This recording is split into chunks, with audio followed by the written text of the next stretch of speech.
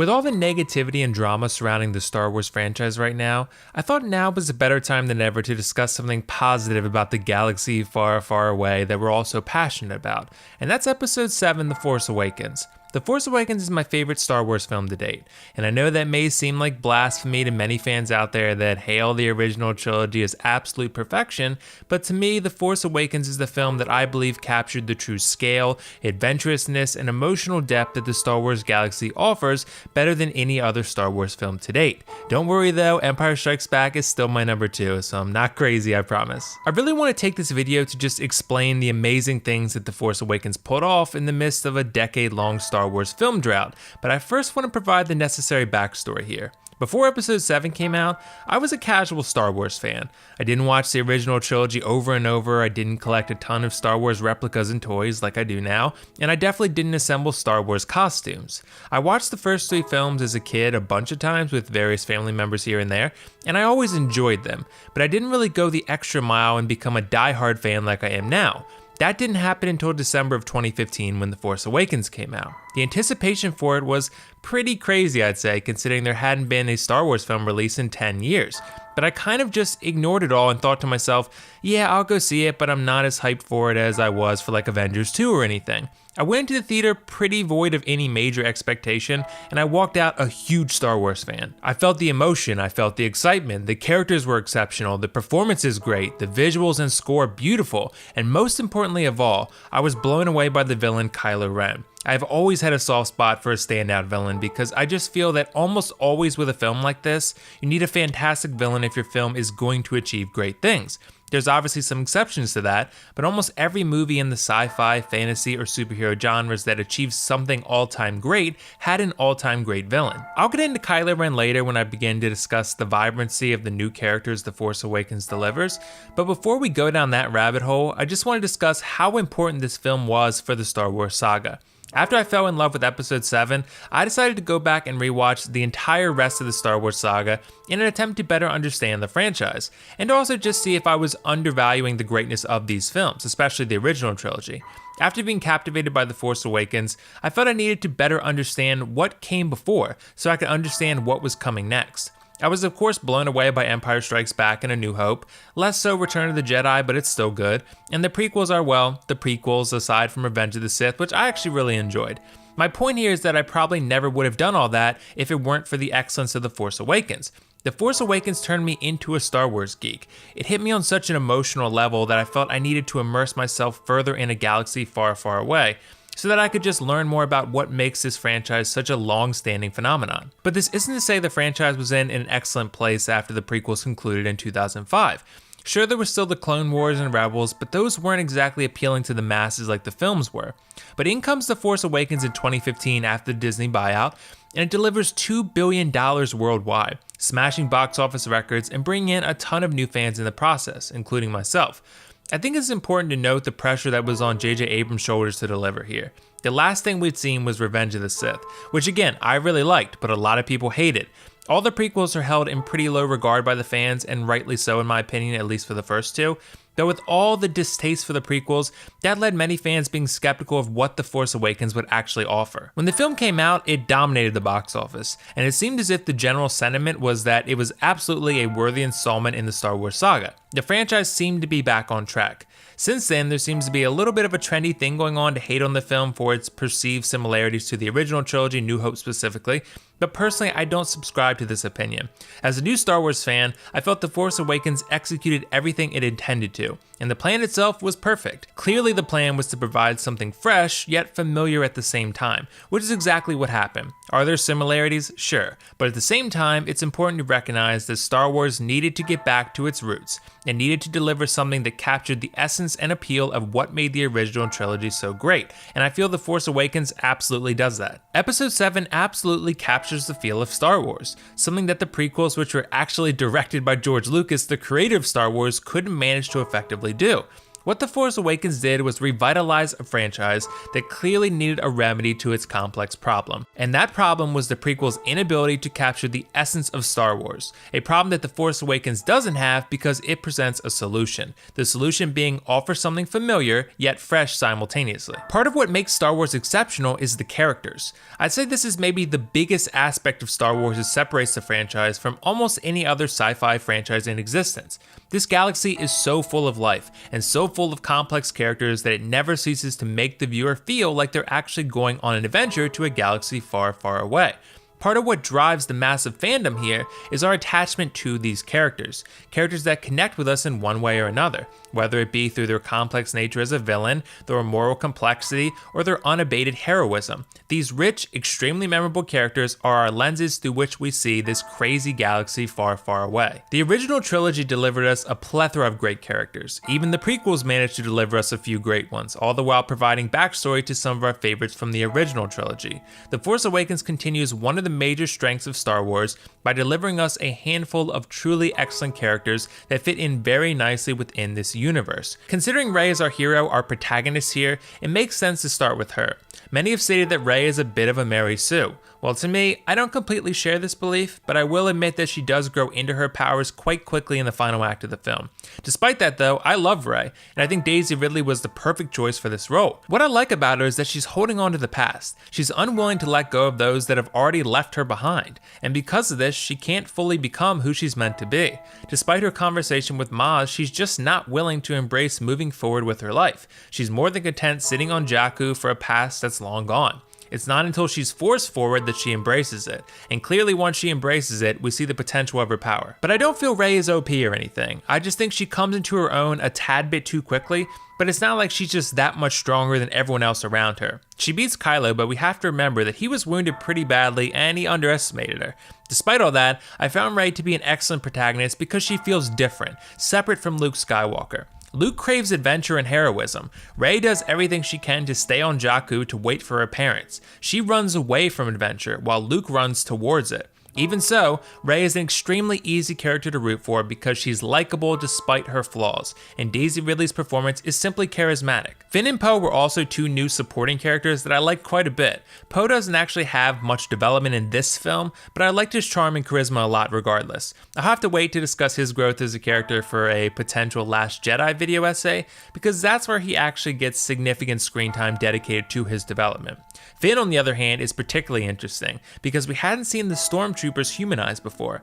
Up until Finn, we just saw the stormtroopers as mindless robots that can't aim and really are just dummy pins for our heroes to knock down. However, Finn humanizes the stormtroopers because he's an example of how they come to be. They're often taken at a young age, conditioned, and molded into what we've always known them to be. Mindless bad guys that take orders from the big baddies without question or hesitation. Finn as a character provides us a new understanding of the bad guys within the Star Wars universe. It provides a new frame of reference through which we see these stormtroopers that are in a way slaves to the First Order and the Empire before that. I particularly like the scene in Maz's castle. Maz is another really cool character, by the way, but the scene in Maz's castle where Finn is abandoning Rey due to his fear of the First Order is a very effective one. In this scene, we see two people struggling with the path that's been laid before them. Finn spends a lot of the film running away because he's scared, and he tries to do so here. Rey's desire is to get back home and not really to run anywhere, but rather to stay. In this moment, Rey is being abandoned again by someone else she just began to care about, and this is difficult for her to handle. The subtlety here by both performers is excellent, and this is a prime example of how characters with clear motives can be better understood and sympathized with by the audience. Finn's development in The Force Awakens is clear, easy to follow, and ultimately he proves to be a character the audience can sympathize with. His development in The Last Jedi is a little more complex, but that's a story for another time. On that note, let's transition to two of our more beloved characters from the past, and that's Han and Leia. You could also throw Chewie in there, but Chewie has always been a fan favorite despite the fact that he's rarely ever developed. Han and Leia, on the other hand, are. I like where we find this Han Solo. There's a Han that's aged, but still retains what made him the smuggler outlaw that many know and love. He does say that he used to be Han Solo, but at this point we still find him doing what he's always done, swindling the galaxy one step at a time. Han is beloved because he's a charismatic yet flawed hero. He's not inherently good, but he's not inherently bad either. He's rugged, but the viewer can clearly see that he has a good heart masked underneath his smuggler persona.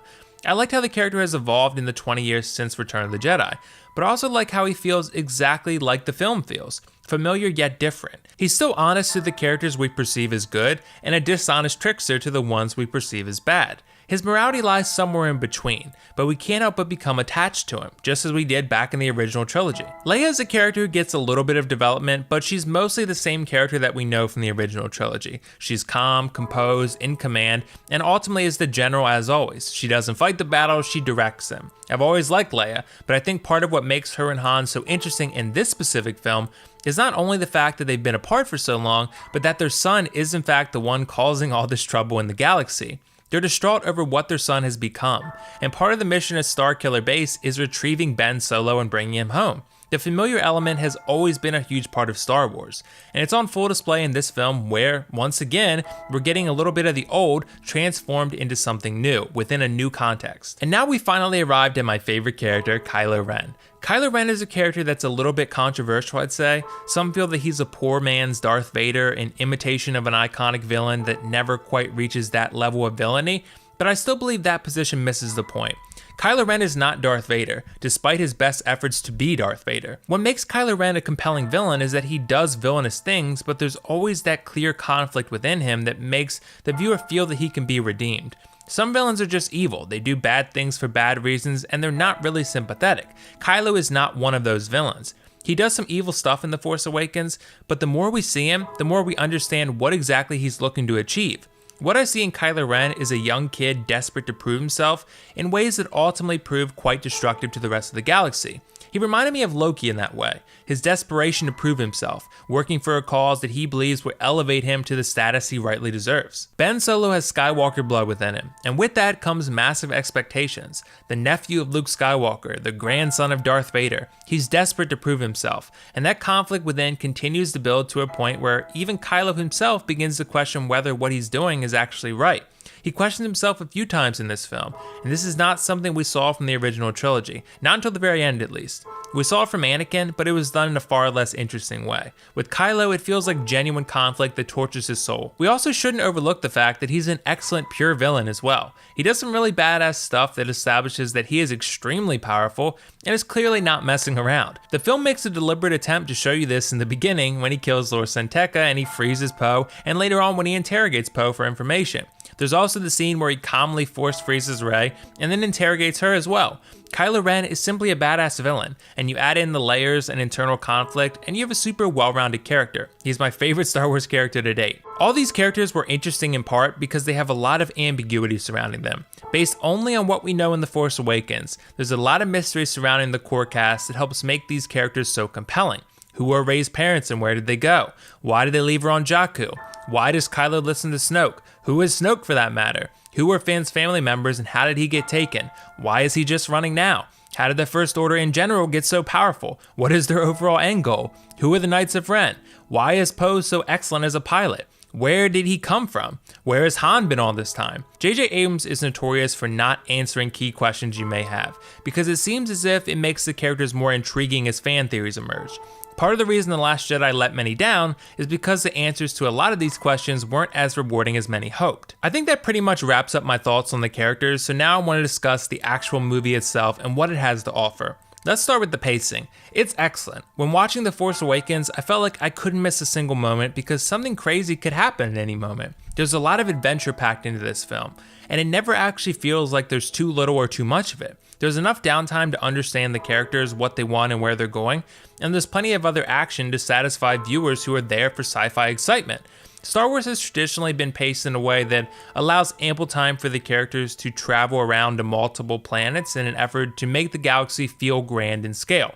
The story needs to feel adventurous. It needs to feel like a journey, and The Force Awakens captures that essence of Star Wars in that regard as it allows you to journey across the galaxy with these vibrant new characters. Part of what made The Force Awakens so successful was admittedly the feelings of nostalgia that it offers. It can only exist in the context of previous Star Wars films, and it plays to the strengths of the past while mixing in some of the new. I don't consider this to be a negative because you could say that about almost any sci-fi, horror, or fantasy franchise reboot that experienced any semblance of success. The fact that Force Awakens is similar to what many believe to be the second or third best Star Wars film ever, A New Hope, is not a negative in my eyes. Why should we penalize a film that had a task of breathing new life into a movie franchise that had been stagnant for 10 years and ended extremely poorly in the eyes of fans, with prequels that were viewed as ineffective, too different, and incapable of capturing the essence of Star Wars? We then get a new film that plays to the strengths of the original trilogy and then mixes in some new stuff like a conflicted villain, a protagonist who wants no part of the journey, and of course evolved beloved characters from the past, and we're upset about it. I don't quite agree with the argument that The Force Awakens is a reboot of A New Hope. It's not. It's similar by design in certain areas and strays from the beaten path in others. Overall, The Force Awakens is an exciting journey in a galaxy far, far away that perfectly captures the feel and tone of Star Wars, all the while offering its own take on what life in this galaxy is like post-Empire. This film had an almost unachievable task of appeasing Star Wars fans who wanted something that reminded them why they love Star Wars so much, but also something they'd never seen before. I believe The Force Awakens did that with its adventurous, fun, emotional, action-packed, and character-driven story that captures the magic of the original trilogy. Let's not also forget that it had the tall task of bringing in new fans like myself into this Star Wars universe via a story that felt modern and fresh. The Force Awakens is a film that exists as a mixture of both old and new, fresh and familiar, and it does so effortlessly in an attempt to appease a wide range of audiences. As the 7th episode in the Star Wars saga, The Force Awakens was given the near impossible task of reinvigorating a franchise that had ended on an absolute sour note 10 years ago in the eyes of many fans. And in my opinion, The Force Awakens brought a whole new life to the franchise and served as our gateway back into this enduring galaxy from far, far away. I mean, think about it. Would the outrage over The Last Jedi have been nearly as loud if it had not been for the excellence of The Force Awakens? I think not. Thanks for watching though. If you have any questions, comments, thoughts, or concerns, voice them down in the comment section below. Until next time, this is WillFoxification signing off.